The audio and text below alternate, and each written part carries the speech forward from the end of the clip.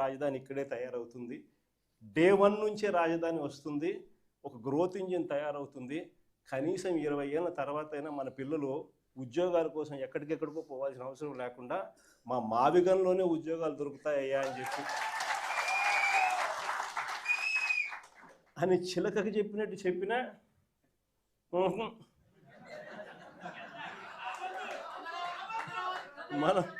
మనం ఎంత బాగా చెప్పినా కానీ, ఎంత లౌక్యంగా చెప్పినా కానీ ఆహా, ఎందుకు ఆహా, ఎందుకు వద్దు? కారణం ఆడ 2 లక్షల కోట్ల వర్కులు, మొబిలైజేషన్ అడ్వాన్స్ 10%, అందులో 8% తీసుకోవడం. సో ఈ ఆదాయాలు అనేటివి ఉండవు కదా మావిగన్ అంటే.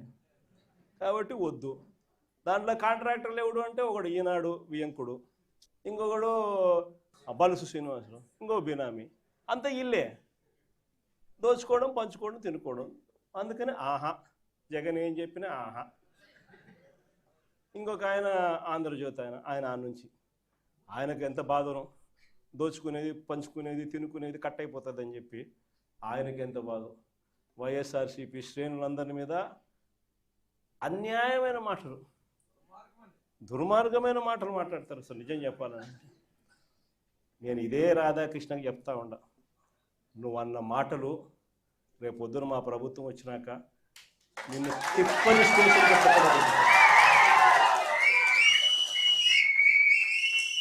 వైఎస్ఆర్సీపీ శ్రేణులను, వైఎస్ఆర్సీపీ కార్యకర్తల భార్యలంటే నీకు అంత అలుసుగా కనిపిస్తుందా రాధాకృష్ణ అని చెప్పి నేను చెప్తాను. ఎవరికైనా వాళ్ళకైనా భార్యలు ఉంటారు, వారి భార్యలను ఉద్దేశించి మనలో ఎవరైనా కానీ మనమైనా కూడా అలా మాట్లాడితే వాళ్ళకి నచ్చుతుందా? ఎవరికి నచ్చదు. నచ్చినప్పుడు అలాంటి మాటలు మాట్లాడేదానికి కనీసం అలాంటి మాటలు మాట్లాడినప్పుడు తప్పు అని చెప్పి కనీసం ఈ నాయకులన్నా చెప్పాలి కదా. ఈ చంద్రబాబు నాయుడు చెప్పడు, ఈ లోకేష్ చెప్పడు, ఇలా దత్తపుత్రుడు చెప్పడు. ఎంత సిగ్గు లేకోకుండా ఆ రాధాకృష్ణ తప్పుడు మాట్లాడితే ఆ తప్పుడు మాటలకు సమర్థిస్తారు వీళ్ళంతా. ఈ స్థాయికి రాజకీయాలు దిగజారిపోతే రేపు పొద్దున ఈరోజు సోషల్ మీడియాలో ఎప్పుడెప్పుడో కమెంట్లు పెట్టినవి అన్నీ తీసుకొని వచ్చి పిల్లలందరినీ తీసుకొని వచ్చి స్టేషన్ల చుట్టూ తిప్పుతున్నారు, జైళ్ళల్లో పెడతా ఉన్నారు, కోట్ల చుట్టూ తిప్పుతూ ఉన్నారు, కొడుతున్నారు. ఇదే రేపొద్దున ఆంధ్రజ్యోతి రాధాకృష్ణ కూడా రేపొద్దున ఇదే జరుగుతుందని ఖచ్చితంగా చెప్తాము.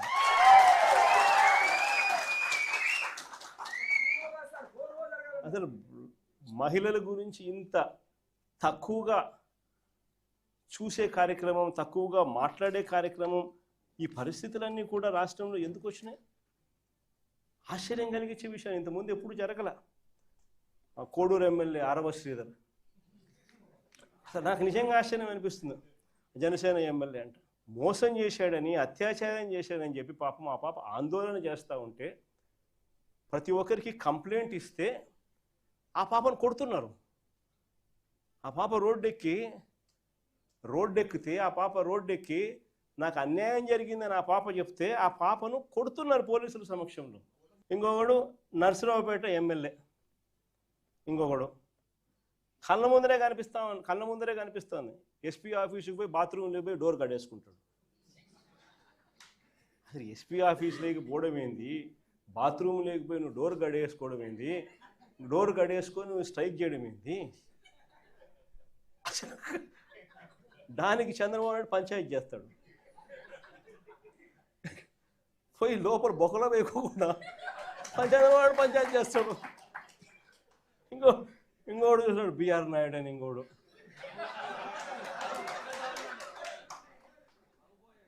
ఆయన ఏం చేస్తూ ఉన్నాడో మనందరం చూస్తూనే ఉన్నాం. తప్పు చేసినాడు. టీటీడీ చైర్మన్గా ఉండి చెయ్యకూడని పనులు, చెయ్యకూడని తప్పులు చేస్తే ఏం చేయాలి? ఆ మనిషిని ఊడబెరకాలన్నా, పోస్టుల నుంచి తీసేయాలన్నా లేదా? ఈ మనిషి ఏం చేస్తున్నాడు? పక్కన పెట్టుకుంటాడు ఆ మనిషిని పక్కన పెట్టుకొని తిప్పుతున్నాడు. అది ఎంత దారుణంగా తయారైపోయినారు అని అంటే ఆశ్చర్యం కలిగించే విషయాలు ఇవన్నీ కూడా. ఇంకొకరు కేజీబీవీ ప్రిన్సిపల్, ఆముదాల వలస ఎమ్మెల్యే కూన రవికుమార్ అనేవాడు వేధించినాడు నన్ను అని చెప్పి ఆ తల్లి వచ్చి కంప్లైంట్ ఇస్తే నో యాక్షన్, పట్టించుకునేవాళ్ళు లేడు. ఇంకొకడు ఆడవాళ్ళకి అశ్లీలంగా ఫోన్లు చేసి అశ్లీలంగా వీడియో కాల్స్ చేసిన Guntur MLA, Guntur east MLA Nazeer కూడా సోషల్ మీడియాలో వైరల్ అవుతా ఉంది. ఆడవాళ్ళకి ఫోన్ చేసి అశ్లీలంగా ఈ మనిషి వ్యవహరిస్తూ ఉండడం కనపడతా ఉంది. ఏం చేయాలి చంద్రబాబు నాయుడు? యాక్షన్ తీసుకోవాలన్నా, జైల్లో పెట్టాలన్నా, కనీసం ఇట్లాంటి జరగకుండా అట్లా చేస్తేనే కదా ఇట్లాంటి జరగకుండా ఉంటాయి. No action. ఇంకొకడు మహిళలపై దారుణమైన లైంగిక దాడికి చేసినాడు. ఇంకోడు పేరు కోనేటి ఆదిమూలం. దారుణంగా మహిళలపై లైంగిక దాడికి పాల్పడ్డా ఆ వీడియోలు బయటికి వచ్చినా ఆ ఆదిమూలంపై నో యాక్షన్. వీళ్ళంతా ఎమ్మెల్యేలు.